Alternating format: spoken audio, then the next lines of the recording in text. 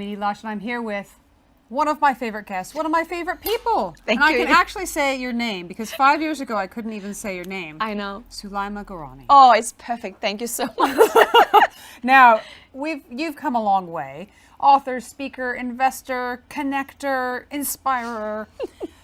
I'm really interested in some of the work that you've been doing over the last few years with this idea of dignity. Now, tell me where that came from. First of all, I'm on the global board of an organization that is called Global Dignity. And it's actually created back in 2006 by His Royal Highness, the Crown Prince Haakon of Norway, and John Brian Hope, and Pekka, a philosopher from Finland. And in 2006, they were thinking, what is the root cause of a lot of the issues that we have in the world?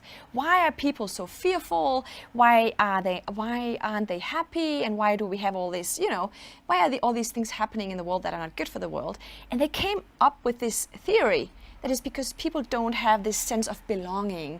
They don't know how to live a dignified life. So they decided at this very spot, back in 2006, to start a school program called Global Dignity, and educate children in finding that true path and give them that dignity, compass of dignity. So tell me what happens when you come in. If I'm a student, you come into my classroom. Well, we will come and be with you for 2 hours, and we will ask you to think about what dignity means to you. And dignity is a very, it's a difficult term. People will say self-esteem, happiness, love, and we just write it on the blackboard, and then we start talking, and then we ask all the students to reflect on a story that means something to them, where they felt dignified or helped someone else to feel dignified.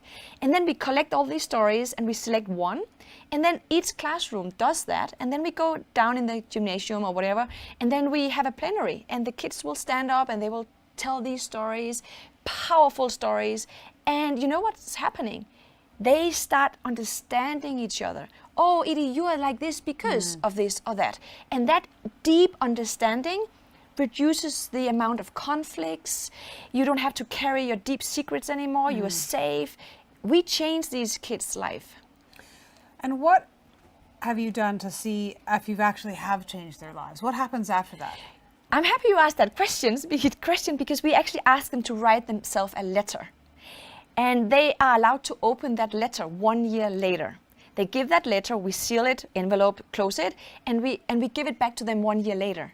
And they give the feedback to the teacher, how they feel now. And all of them, maybe a few of them don't, but all of them report, I feel more dignified, I have my boundaries, I feel I know myself better, I know I own myself better. They have a better feeling, and they are better friends and better, boyfriends and girlfriends and daughters and sons and, community members, I think it's incredible because we had, I interviewed a guy who's done a really interesting photo essay on looking at happiness. Yes. Happiness and actually longevity, two different essays. Yes. And what he found was that in terms of being in the world's most happiest place, in fact, I think Denmark had one of the most I'm Danish, yes. happy, we are the happiest nation. You look happy. I am happy. It was a sense of worth, a sense that you're doing something, that you're using the skills that you want to do something in the world, and then a sense of the fact that what you're doing is actually being recognized. Yes. It's not exactly what you're talking about, but it seems like there's some sort of Venn diagram with that in the middle. Yes, it's true. We want these young people to know that we see you, we understand you, we don't only tolerate you, we respect you.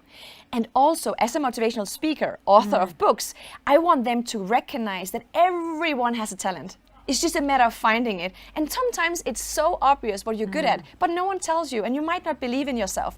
And can you imagine if everyone finds their talent? It might be a narrow talent, but just finding your talent. It means the world to these people, to these young people. Soulima, thank you very much for stopping into the Hub Culture studio. Oh, it's a pleasure. Thank you so much. I'm Edie Lush.